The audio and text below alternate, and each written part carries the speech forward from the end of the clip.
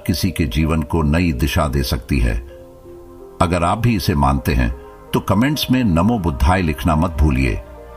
एक समय की बात है, नगर में एक व्यापारी रहता था।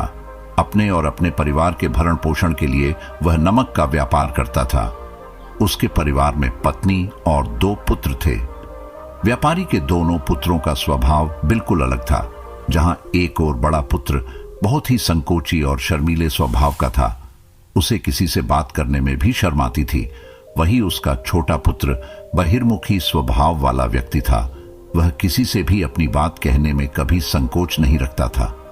लोग अक्सर बड़े पुत्र को भोला और बेवकूफ समझते थे। कई बार लोग उसके भोलेपन का फायदा भी उठा लेते थे और वह पलटकर कभी किसी को कुछ नहीं कहता था। व्यापारी अपने पुत्र के इस स्वभाव के कारण बहुत अधिक नाराज होता था। बातचीत न कर पाने और शर्मीले स्वभाव के कारण व्यापारी ने कई बार अपने पुत्र की पिटाई भी कर दी थी। हालांकि इस वजह से उसके पुत्र का स्वभाव सुधरने के बजाय और भी खराब हो गया। बचपन से ही बड़ा पुत्र बेहद परेशान रहने लगा था। उसके अंदर आत्मविश्वास की कमी हो गई थी।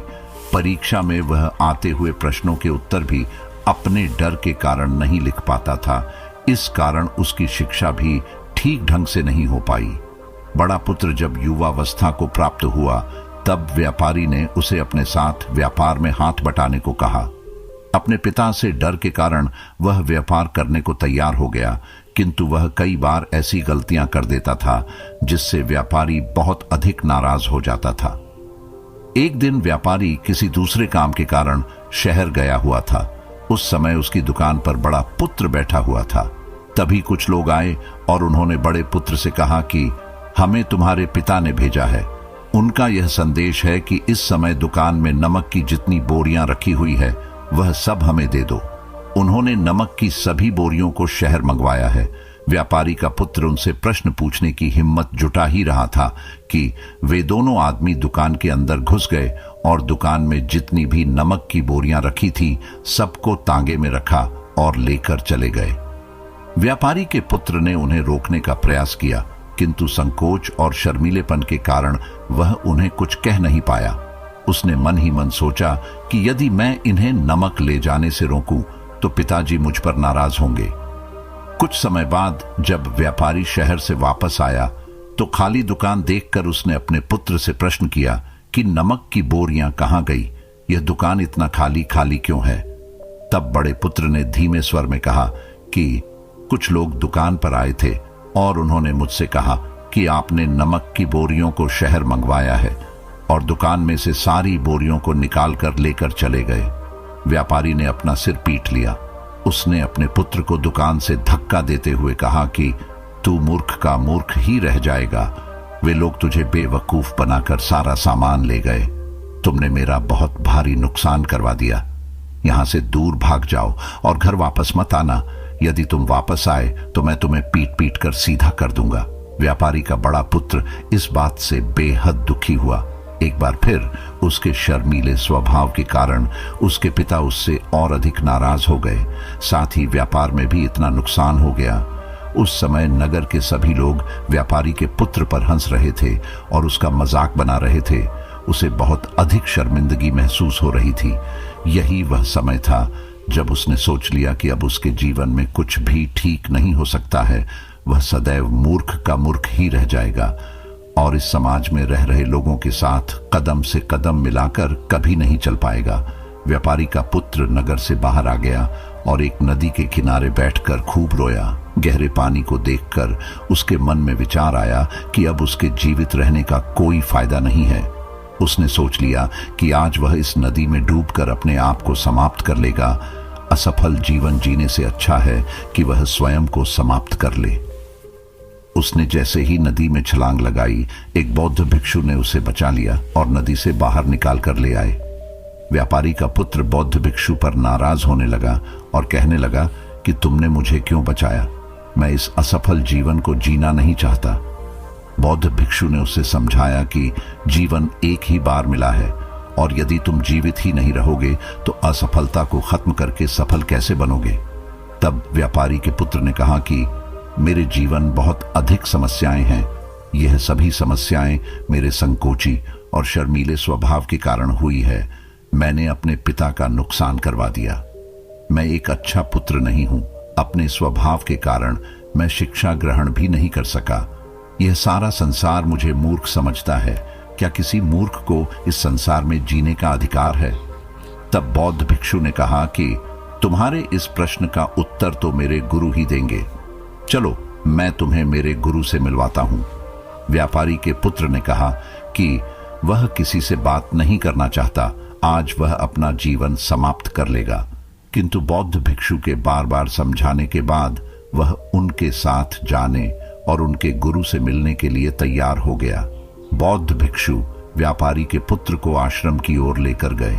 वहां पर व्यापारी के पुत्र ने देखा कि एक व्यक्ति पेड़ के नीचे ध्यान मग्न बैठे हुए हैं।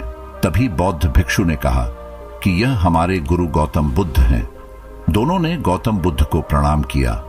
वह युवक वहीं पर बैठ गया और गौतम बुद्ध को देखकर रोने लगा। गौतम बुद्ध ने उससे उसके रोने का कारण पूछा। तब उसने कहा कि अब आप ही मेरी आखिरी उम्मीद है। यदि आप मेरी समस्या का समाधान नहीं करेंगे तो मेरा यह जीवन समाप्त हो जाएगा। गौतम बुद्ध ने व्यापारी के पुत्र से उसकी समस्या के बारे में पूछा। तब उसने बताया कि किस प्रकार वह बचपन से ही शर्मीले और अंतर्मुखी स्वभाव का है। इस कारण लोग उसे मूर्ख समझ लेते हैं और उसके पिता भी उससे प्रेम नहीं करते।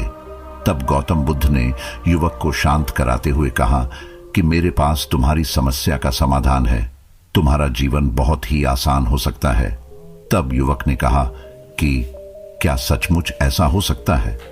आप बहुत ही महान व्यक्तित्व प्रतीत होते हैं। आपके तो कई शिष्य हैं। हे गुरुदेव, मैं भी आपका शिष्य बनना चाहता हूं। क्या आप मुझे अपने शिष्य के रूप में स्वीकार करेंगे? गौतम बुद्ध ने कहा कि हां, अवश्य। युवक ने कहा कि ठीक है गुरुदेव, अब मुझे वह उपाय बताइए जिससे कि मेरा जीवन बदल जाए। गौतम बुद्ध बोले, किंतु उससे पहले तुम्हें मेरे कुछ महत्वपूर्ण कार्य करने होंगे। यदि तुम मेरा यह कार्य करो तब मैं तुम्हें कुछ ऐसे उपाय बताऊंगा जिनके कारण तुम्हारे जीवन में सब कुछ ठीक हो जाएगा और तुम्हारे पिता भी तुमसे प्रसन्न रहेंगे।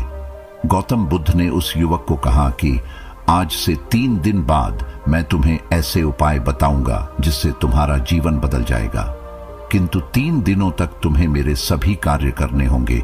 मैं जैसा जैसा कहूंगा, यदि तुम वह कार्य को करने में सफल रहे तो तीसरे दिन के बाद तुम्हारा जीवन बदल जाएगा। तुम्हारा पहला दिन कल से शुरू होगा। अभी जाओ और आश्रम में ही आराम करो। अगले दिन व्यापारी का पुत्र गौतम बुद्ध के पास पहुंचा और कहा कि हे गुरुदेव, मुझे पहले दिन का कार्य बताइए।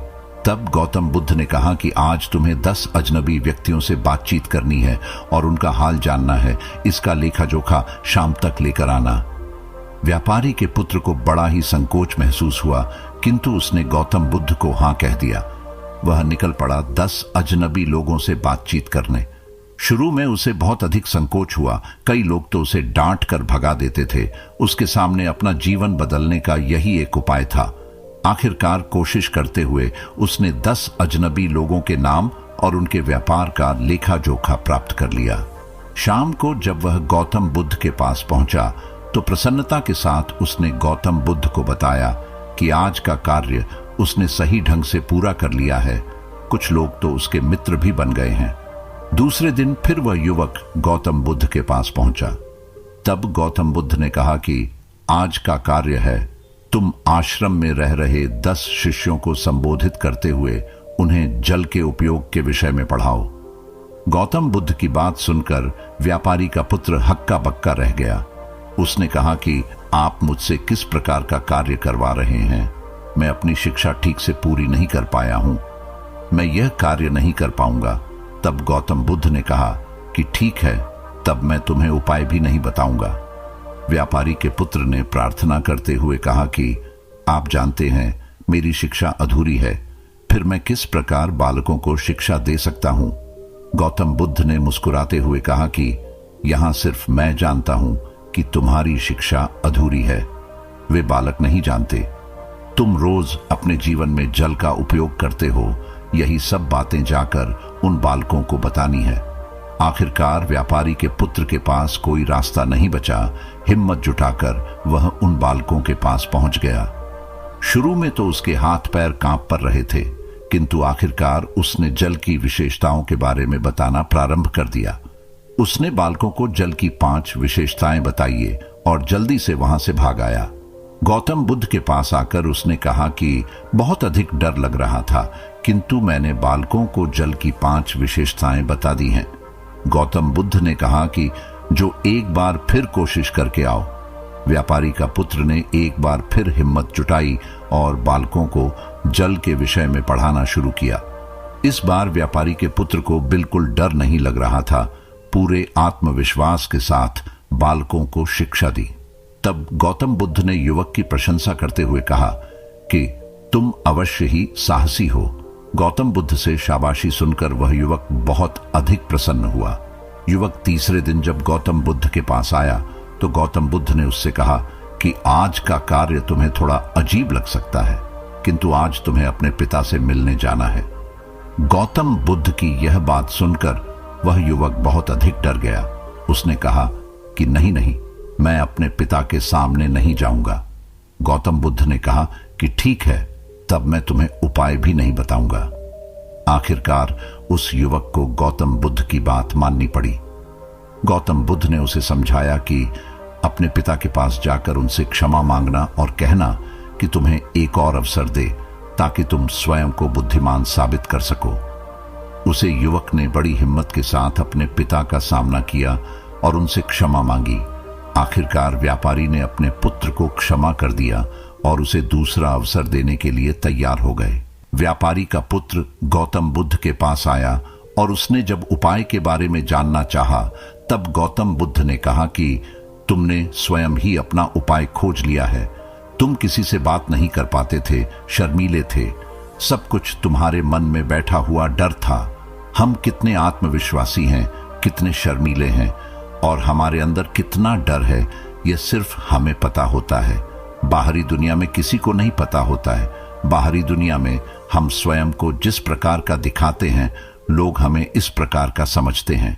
अगर तुम आत्मविश्वासी नहीं हो तो भी अनजान व्यक्तियों के सामने यदि आत्मविश्वासी होने का अभिनय करो तो किसी को पता ही नहीं चलेगा कि तुम कौन हो। वह युवक समझ चुका था कि गौतम बुद्ध उसे क्या बताना चाह रहे हैं। गौतम बुद्ध को धन्यवाद किया और उनसे वादा किया कि वह जीवन में सफल होकर दिखाएगा। दोस्तों, यह वीडियो पसंद आई हो तो इसे लाइक जरूर करें और चैनल को सब्सक्राइब करना न भूलें। आपके आसपास भी कोई ऐसा शर्मीला और संकोची स्वभाव का व्यक्ति है तो उसे यह वीडियो जरूर शेयर करें ताकि उसकी सहायता हो सके।